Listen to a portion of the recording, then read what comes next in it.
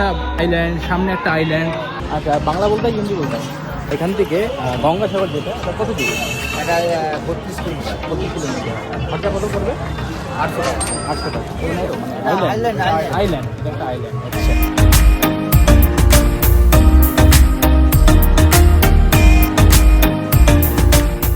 তো hello guys, welcome back with another vlog. আজকে ভ্লগটা একটু স্পেশাল হবে।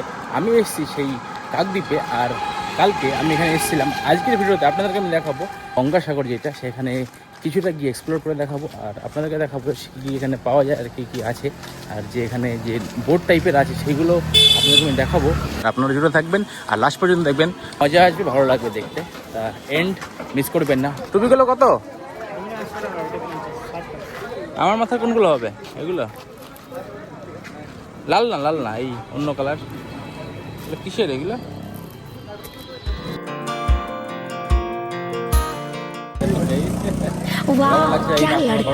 কেমন লাগছে? রোদের থেকে বাঁচার জন্য এইখানে বেস্ট এই টুপিগুলো। কত করে এগুলো? 100 টাকা। একটু কম করুন। হ্যাঁ, একটাই নেবো।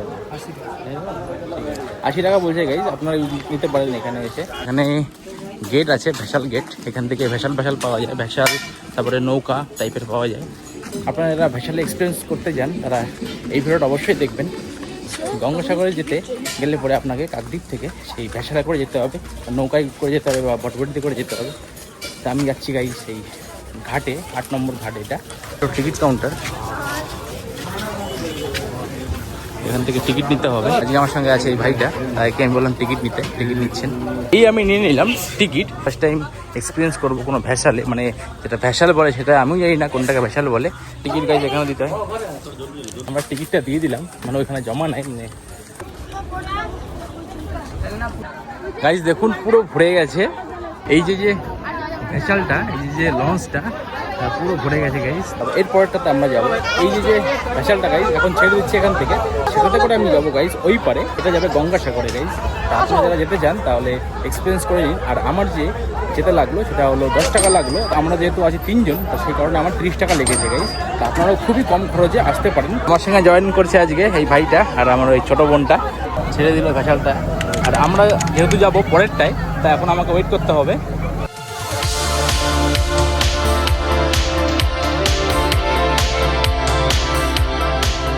আর এটা যেখানে মিশছে সেটা হয়ে যাচ্ছে গঙ্গাসাগর, মানে গঙ্গার সাগর, এই দুটো মিলিয়ে হয়ে যাচ্ছে গঙ্গাসাগর।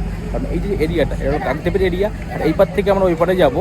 ওই পারে যাওয়ার সময় আপনাদেরকে আমি দেখাবো যে কী করে আমি যাই আর কেমন এক্সপিরিয়েন্স হয় নদীর মধ্যে এই ভেসালে, সেই সমস্ত জিনিস আপনারা দেখতে পাবেন। আমি এখন আছি কাকদ্বীপের সাইডে, আমি যাবো এই পারে এখন। লঞ্চটা, এই লঞ্চগুলো গাড়ি পারাপার করতে সাহায্য করে, ঠিক আছে? মানে সামনে চেনপুলি রাখা আছে, এখানে গাড়ি লোড হয় আর গাড়ি পারাপার করে, মানে এই পার থেকে ওই পারে এর সাহায্যে গাড়ি পারাপার করা হয়। তা সেই লঞ্চ এটা। আর আমাদের যে লঞ্চ, আমরা যার জন্য ওয়েট করছি, যেটাকে বলে ভ্যাসাল, তা সেটা আছে সামনে, এই যে আসছে, এটা ওই পার থেকে আসছে। আর ওই পারেই হলো গঙ্গাসাগর।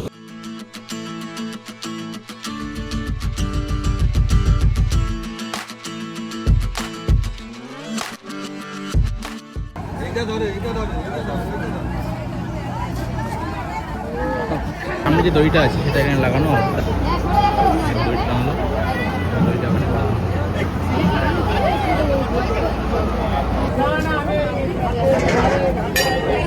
এবার গাড়ি সবাই নামছে বিশাল থেকে, দেখতে পাচ্ছেন বিশাল থেকে লোকরা নামছে। এখন জার্নিটা পূরণ করবো আজকে আমার এই গঙ্গাসাগরে যাওয়ার।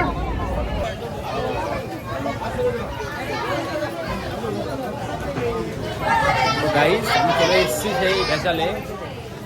আজকে আপনাদেরকে আমি ভিউ দেবো এই পয়েন্ট থেকে। আপনারা আজকে আমার সঙ্গে ট্যুর করতে চলেছেন সেই গঙ্গাসাগরের।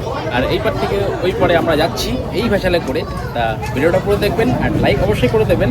এটা হলো গঙ্গা নদী গাইস, আর এই নদীটাই মিশছে সমুদ্রে, আর সেইখানে সেই পয়েন্টটাকে বলছে গঙ্গাসাগর। তা আমরা আজকে পৌঁছে যাব সেই গঙ্গাসাগরে। এই যে পাখিগুলো, এই পাখিগুলোকে আপনারা দানা খাওয়াতে পারেন, খাবার খাওয়াতে পারেন।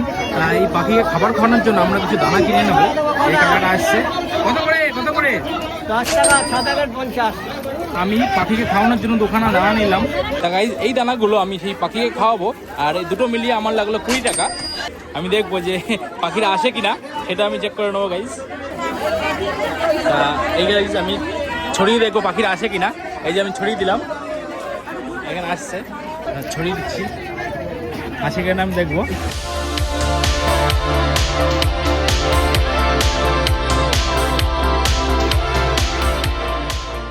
গাইজ আমাদের যে ভেসালটা, যে লঞ্চটা, সেটা ছেড়ে দিয়েছে।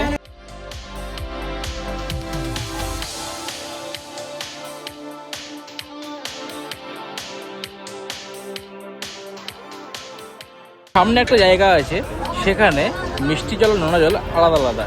তা এই যে জলটা, এটা হলো নোনা জল, আর সামনে যেটা আছে নীল কালারের, ওটা হলো মিষ্টি জল। চলুন সামনে গিয়ে আপনাদেরকে দেখাচ্ছি। এই পার থেকে ওই পারে যেতে কমসে কম 15 থেকে 20 মিনিট লাগে সময়। আর এই যে 15-20 মিনিট, এইটা মানে লাইফের একটা অন্যতম একটা এক্সপিরিয়েন্স, যেটা আমি করছি আর আপনাদেরকে করাচ্ছি। এই যে জলটা, এই জলটা নীল জল, কারণ খানিকক্ষণ আগে আপনাদেরকে আমি দেখিয়েছিলাম যে একটা ঘোলা টাইপের জল, সেটা ছিল আপনার নোনা জল, মানে সল্ট ওয়াটার বলতে পারেন আপনারা। আর এই হলো মিষ্টি জল, সুইট ওয়াটার। তা যাই হোক, এই দুটো জল একসঙ্গে কখনোই মিশছে না। তা সেই জিনিসটা মানে আমাকে কনফিউজ করছে। এই মুহূর্তে আমি আছি সেই পুরো একদম মিডিল পয়েন্টে গঙ্গা নদীর, আর 10 মিনিট ওয়েট করলে আমরা পৌঁছে যাব সেই ওই পারে গঙ্গাসাগরের সাইডে।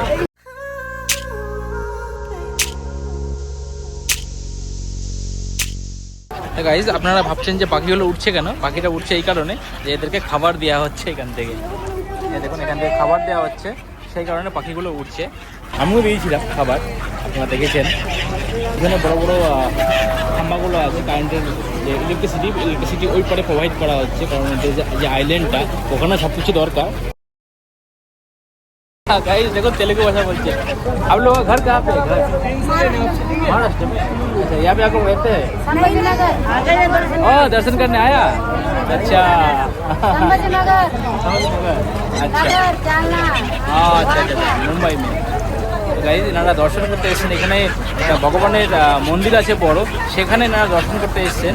আর এনারা তেলেগু বলে। এরা মাছ ধরতে গেছিল এখানে, আর মাছ ধরে এখন ফিরছে।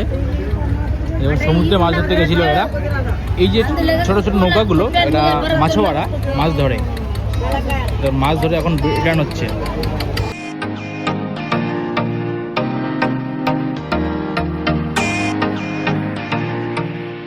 আমরা এখন পৌঁছে গেলাম এই পারে, এই ঘাটে। এই যে জায়গাটা, এটা হলো গঙ্গাসাগর, এই জায়গাটার নাম। আর এটা একটা আইল্যান্ড, আর সেই আইল্যান্ডটা গাইজ, এই আইল্যান্ডটা মানে পুরো সেপারেট, মানে চারিদিকে জল। এখানে গিয়ে এটা অ্যাটাচ হবে। এইবার থেকে এই পারে আসার জন্য পাক্কা আধা ঘন্টা লেগেছে, আধা ঘন্টা থেকে 40 মিনিট লাগলো, অনেকটা টাইম লাগলো। আর এই ভেসেল একটু স্লো চলে, সেই কারণে টাইম লেগে গেছে।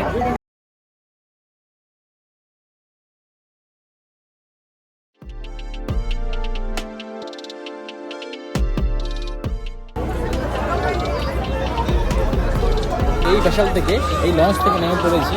আর এই যে ভিড়টা গাইজ, এই যে ভিড় একত্রিত হয়েছে, সবাই এখানে পুজো দিতে এসছে, যেটা আমি দেখলাম। তো ভিড় লেগে গেছে, সেই কারণে আমরা এখানে ওয়েট করে নিচ্ছি। আর জায়গাটা, সেই জায়গাটার ব্যাপারে আমি জিজ্ঞাসা করবো কিছু লোকাল মানুষকে, আর তারপরে আপনাদেরকে আমি আপডেট দেবো। আর আপনারা দেখতে পাবেন গাইজ, ছোটো ছোটো দ্বীপ আছে, যেগুলো আইল্যান্ড বলা হয়। দেখুন এইখানে একটা আইল্যান্ড, সামনে একটা আইল্যান্ড, ওইদিকে একটা আইল্যান্ড গাইজ। আর এই যে এরিয়াটা, এই যে এরিয়াটা গঙ্গাসাগর এরিয়া, এইটা লম্বায় অনেকটা। তো সেটা আমি আপনাদের ভিডিওতে বলে দেবো।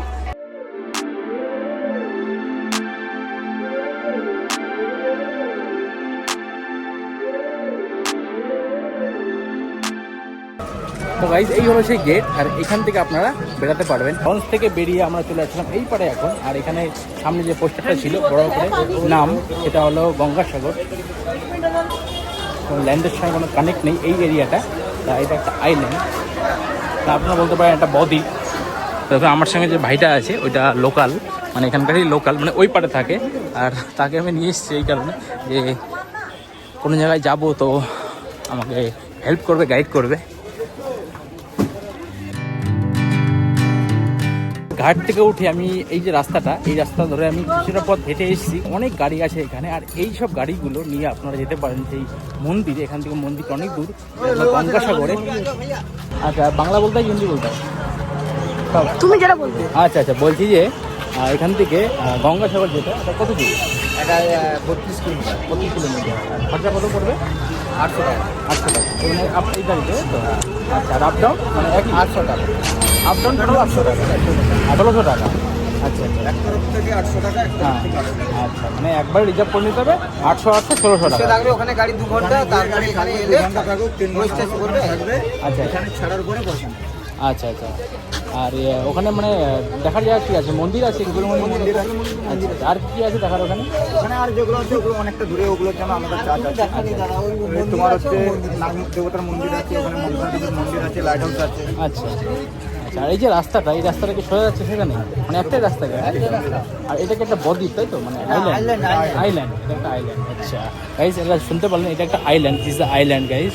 আমরা কিছু লোকাল লোকের কাছে দেখা করে নিলাম, একটা ইন্টারভিউ নিলাম ছোটোখাটো। এই যে গাইজ ভিডিওটা আপনারা দেখবেন পুরোটাই, তারপরে আপনারা পুরো ইনফরমেশন পাবেন। আমি যে লোকাল লোকের জিজ্ঞাসা করলাম, তেনারা যে ইনফরমেশনটা দিলেন সেই জিনিসটা আপনারা মনে রাখবেন। এখানে আছে আখের রস। আখের রস কত করে? এখানে প্রচণ্ড গরম, সেই কারণে আমি 2 গ্লাস এখানে আখের রস অর্ডার দিলাম। रुको जरा सबर करो, बोला धक्का बुक्की नहीं करने का। অল্প কিছু এক্সপ্লোর করে নিলাম আর আখের রসও খেলাম। এখন আমার টাইম নেই, সেই কারণে এখন আবার ওই পরে চলে যাবো। যাওয়ার আগে এখান থেকে টিকিট অবশ্যই নেওয়া দরকার। আর টিকিটটা আমি নেবো। টিকিট তিনি নে গাইজ, ভাইটা টিকিট নিচ্ছে ওই পারে যাওয়ার জন্য। তো গাইজ আবার আমি 3টে টিকিট নিয়ে নিলাম এখানে, কারণ আমাকে যেহেতু ওই পারে যেতে হবে সেই কারণে। তার দাম পড়লো 30 টাকা। তা গাইজ আখের রস খাওয়ার পরে একটা লিচি ড্রিঙ্ক কিনে নিয়েছি। আর এখানে প্রচণ্ড গরম গাইজ, প্রচণ্ড গরম। এই দেখুন, এই হলো সেই গেট, এখানে টিকিটটা দেখাতে হয়। 3 জন, হ্যাঁ এটা না, হ্যাঁ 3টে আছে। তা টিকিটটা দেখিয়ে আমরা সেই লঞ্চের দিকে এগিয়ে গেলাম। তো গাইজ আমরা চলে এসেছি সেই ভ্যাসালে। ভ্যাসালে উঠবো, আর ভ্যাসালটা ছেড়ে দেবে একটু পরেই। তা সেই কারণে আমাদেরকে চলে যাবে ভ্যাসালের কাছে। আর আপনাদেরকে আবার আমি দেখাবো সেই ভ্যাসালের যাত্রা।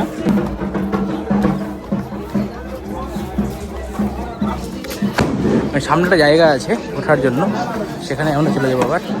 তাই এটাতে করে আমরা এসেছিলাম, আবার এটাতে করে আমরা যাবো রিটার্ন। লিচি ড্রিঙ্ক খাচ্ছি সেই ভ্যাসালে এসে। এখানে লোক এখনো পুরোপুরি ভরেনি, আর কিছুক্ষণের মধ্যেই এই ভ্যাসালটা পুরো ফুল হয়ে যাবে। তারপরেই এখান থেকে ছেড়ে দেবে সেই কাকদ্বীপের উদ্দেশ্যে। আর আমরা আজকে আপনাদেরকে এক্সপ্লোর করালাম সেই গঙ্গাসাগরের আইল্যান্ডটাকে। আর লোকাল কিছু ট্যাক্সিওয়ালাদের সঙ্গে কথা বলে আপনাদেরকে আমি দেখালাম যে গঙ্গাসাগরে যেতে 800 টাকা ভাড়া লাগে, আর আসতে 800 টাকা ভাড়া লাগে, টোটাল 1600 টাকা ভাড়া থাকবে। আর 2 ঘন্টা মতো তারা ওয়েট করবে আপনাদের জন্য। আপনারা মন্দিরে পুজো দিতে পারেন, যেখানে সেখানে ঘোরাফেরা করতে পারেন। আর এই যে ভ্লগ গাইস, এই ভ্লগটা পুরো দেখবেন, মজা আসবে। আর এই ঘন্টাটা আমাদের বেজে গেছে, আর এখান থেকে এখন ছেড়ে দেবে আমাদের সেই ভেসালটা। আর ছেড়ে দিয়েছে দেখুন, বলতে না বলতে। এই যে টাইমিংটা, এই টাইমে ভিড়টা খুব কম হয়, তা খুব ভালো লাগছে, এখন মানে সন্তুষ্ট লাগছে। আমরা যাচ্ছি ওই পারটায়। ওই পারে যাওয়ার জন্য আমাদের পাক্কা আধা ঘন্টা লাগবে, বা 45 মিনিট বা 1 ঘন্টার কাছাকাছি লাগতে পারে। এটা ডিপেন্ড করে মানে জলের উপর, আর যে সোজা যাবে কি বেঁকে যাবে সেটা ডিপেন্ড করে। কারণ আমি দেখলাম যে যেখানে যেখানে জল বেশি সেখান থেকে এটাকে ঘুরিয়ে ঘুরিয়ে নিয়ে যাচ্ছে। কারণ এমন জায়গা আছে সেখানে জল কম থাকে, বোঝা যায় না, কিন্তু এনারা যারা এক্সপার্ট লোক তারা এগুলোকে চালায়, তারা জানে যে কোন জায়গাতে জল বেশি আর কোন জায়গাতে জল কম। সামনে দেখুন আরেকটা ভ্যাসাল আসছে, যেটা কি ওই পার থেকে আসলো। আমরা এখন রওনা হলাম কাকদ্বীপের উদ্দেশ্যে। এই পারটা হলো গঙ্গাসাগর, এই এরিয়াটার নাম, আর ওই পারটা হলো কাকদ্বীপ। আমরা এখন যাচ্ছি কাকদ্বীপের ডিরেকশানে।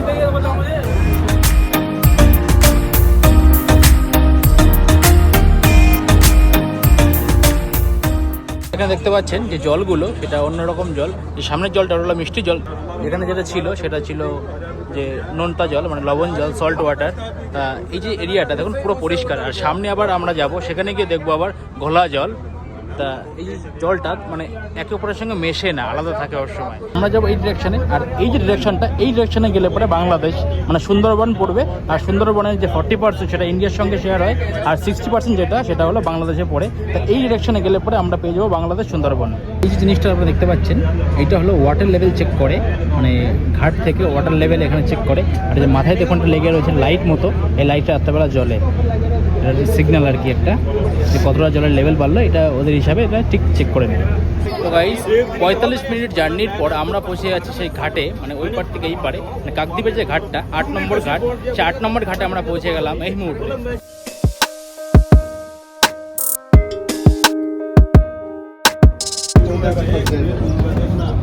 দেখুন এবার দড়ি দিয়ে এখানে লক করবে, সবাই যাতায়াত শুরু করলো। আমরা এখন নেমে পড়বো এই লঞ্চ থেকে।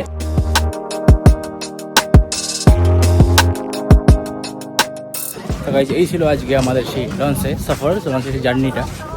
গাইজ দেখুন এখন আমরা বেরালাম আর এনারা ঢুকছেন, মানে এই যে লঞ্চটা আসলো এই লঞ্চে করে আবার এনারা যাবেন।